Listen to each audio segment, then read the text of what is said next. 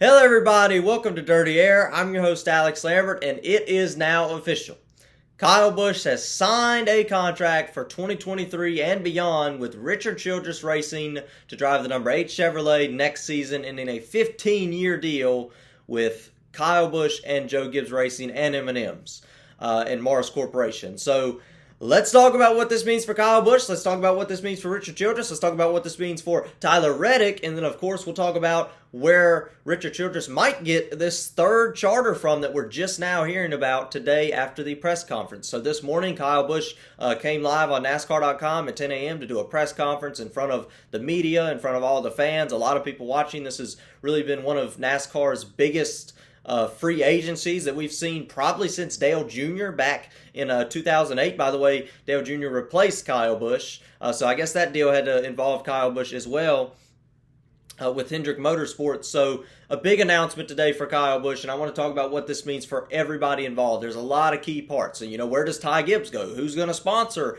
this new 8 car? Will it be Tyler Reddick's sponsor? How will the crew chief Tyler Reddick's crew chief is switching over to Kyle Busch next year. Randall Burnett. How will that work out? And we'll have to talk about all that and all these key details as the story unfolds. So first off, that I have here on my notes, I want to talk about is Kyle to Richard Childress Racing. How will that look? How will that be?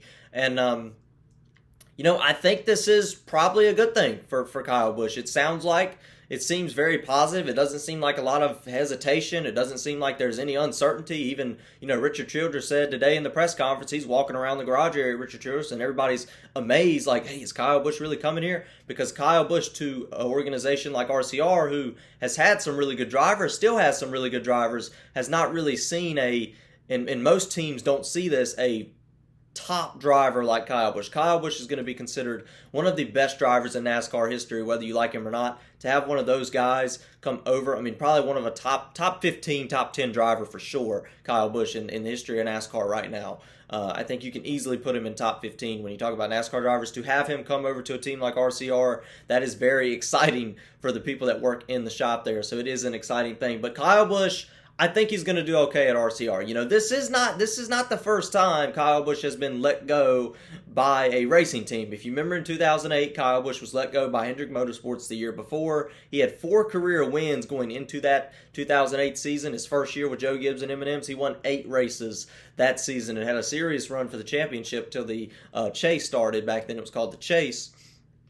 And then, of course, had some issues there in that playoff style format, which is why he didn't win the championship that season. But a strong year for Kyle Busch. Even the guys at TRD, Toyota Racing Development, said, we don't want to race against a pissed off Kyle Busch. You're going to be racing against a pissed off Kyle Busch, because the way he sounded in his interviews, he was not too thrilled to be let go by Joe Gibbs, and how he sounded through the last few months, he was not too thrilled with the Joe Gibbs Toyota racing team. So that brings me to my next topic. I think he will do good with Richard Childress. I obviously don't know. We haven't seen the results yet. But Richard Childress has been fast the last couple of seasons. They've been really fast this year with Tyler Reddick. They've won 2 races with Reddick. But man, you talk about races coulda, shoulda, woulda won. That's kind of been the theme of this season. I think the next-gen era, this new next-gen car, things will calm down going into next year. And these drivers that had super fast cars that dominated races that didn't get the win will start to do so next year. So the teams with speed, I think of Trackhouse, I think of Ross Chastain, Daniel Suarez, obviously. I think of Richard Childress in that category. I think of 2311. And of course, you got to think of Joe Gibbs and Hendrick Motorsports. I think they're going to start getting more consistent wins, because obviously, like I said, with this next-gen car, there's been so much uncertainty. There's been flat tires in certain places. That's cost Tyler Reddick probably 2 or 3 wins. He could have won the race this week at Kansas if it wasn't for the flat tire. Could have won it back in California. Could have won at the Bristol Dirt Race if it wasn't for the craziness of this season. Tyler Reddick could be, kind of like Kyle Busch, could be on a 5-year season right now. 5 wins this season Tyler Reddick could have, but he doesn't, and that comes with the chaos of this next-gen car. I think things will calm down, whether you like it or not. I believe they're going to calm down a little bit going into next year, so you should start to see drivers that dominate these races more and that run up front more start to get the results. A little bit of less of jumbling up through the field in the finishing order every week. I think you're going to start to see that, and that could be a major advantage to Kyle Busch, and I think he's going to get some wins next season. Remember, Kyle Busch is also going to break the record for most consecutive seasons with a win. That would be 19. He's tied with Richard Petty right now. He would break it next year if he gets a win next season. So what went wrong with Joe Gibbs? I think there's a lot of steps that played into this. Obviously, losing M&M's was the big one. I mean, even Kyle Busch said it. If M&M's and Mars stayed, would he still be with Joe Gibbs? Probably so. I think that's kind of, the obvious answer to that. But where did things start to go wrong? I think things started to kind of shift. I think Kyle Busch, even in his interview, said he had a lot of fun there, from 2015 to 2018, and in 2019, which, by the way, he won a championship that year, he said things started to change. He wasn't having as much fun. I think things started to go sour slightly with Joe Gibbs Racing. I'm not saying they didn't like each other. I'm not saying they don't like each other now, but I think the deal started to kind of sour out a little bit, kind of started to spoil. Kyle Busch has talked about how he's wanted to run the Indy 500. According to Bob Pockrass on Twitter, he reported that with this deal, Kyle Busch could be allowed to run the Indianapolis 500. I'm not saying that's going to be obviously what determines what team he goes to in the Cup Series, but that kind of starts, a bit of a ladder of things that they were disagreeing on. It seemed like Joe Gibbs didn't really want to put any, and Toyota didn't really want to put too much effort into a Indianapolis 500 run. So Kyle Busch in the Indy 500 is now a very possible, and I think that probably will happen just based off of what we've seen.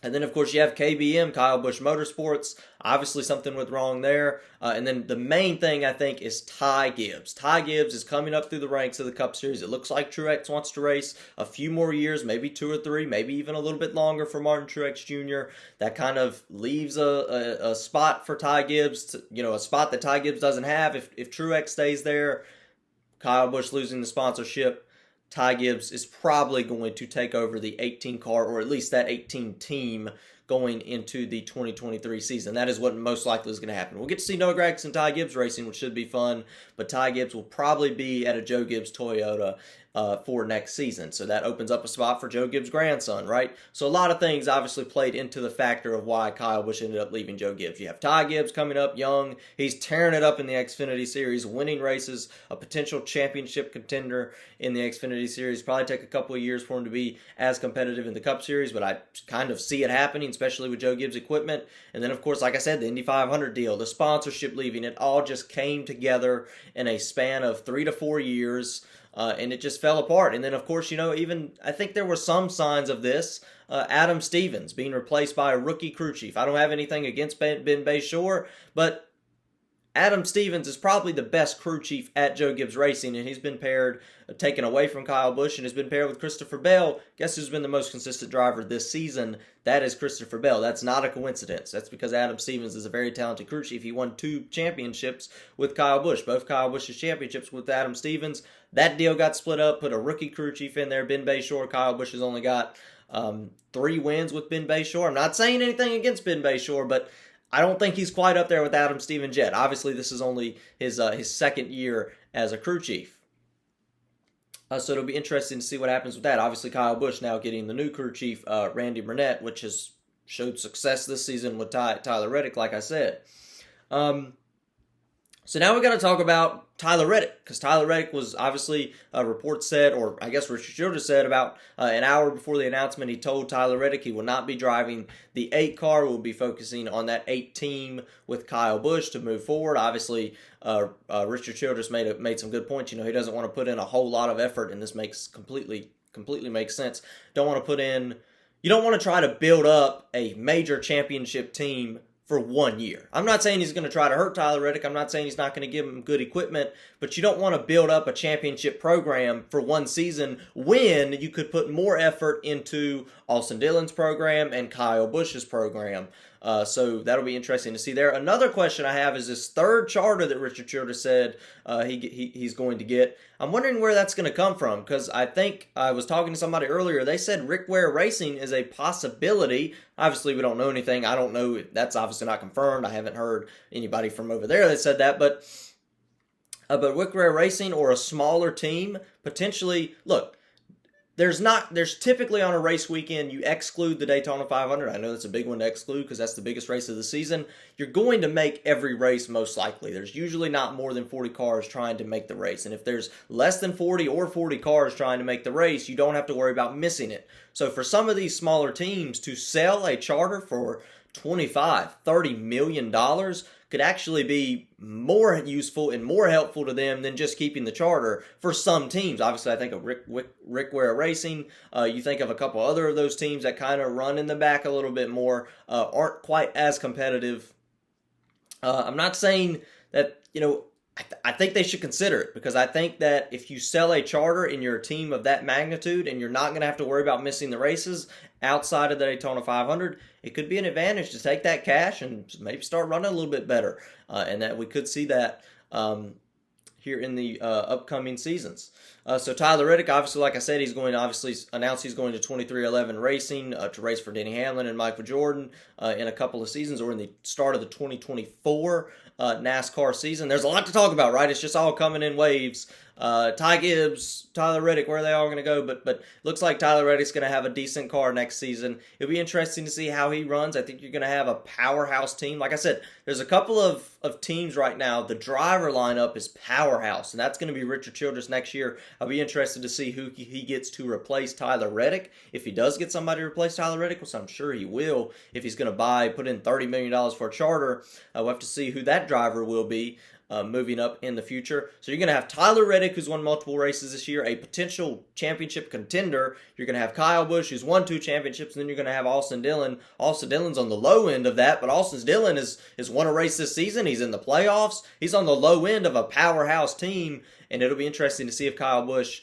and those guys can help out Austin Dillon as well and excel the number 3's team as well. So it's an exciting announcement. I'm a Kyle Busch fan, obviously. I'm excited to see how this goes. Like I said, this has happened before. Kyle Busch has been let go from Hendrick Motorsports and won 8 races the following season and was a championship threat that year. Didn't pull off that championship that season, but was a threat and was a very good season for Kyle Busch back in 2008. So I don't know. I think a lot of teams right now, especially the Toyota teams, are thinking, oh me, we're losing Kyle Busch and now we got to race against him. So we'll see how that goes in 2023. I'm excited for this announcement. I was obviously, when the reports first came out, I was a little skeptical. Richard Childress, they haven't been a championship team the last 10 years. They haven't really had a powerhouse team, really since Kevin Harvick, and you might even can argue it hasn't been a powerhouse team since Dale Earnhardt, but now they have it. They're putting in the money, they're putting in the effort, and I like this deal. I love this deal with Richard Childress Racing. So it should be exciting,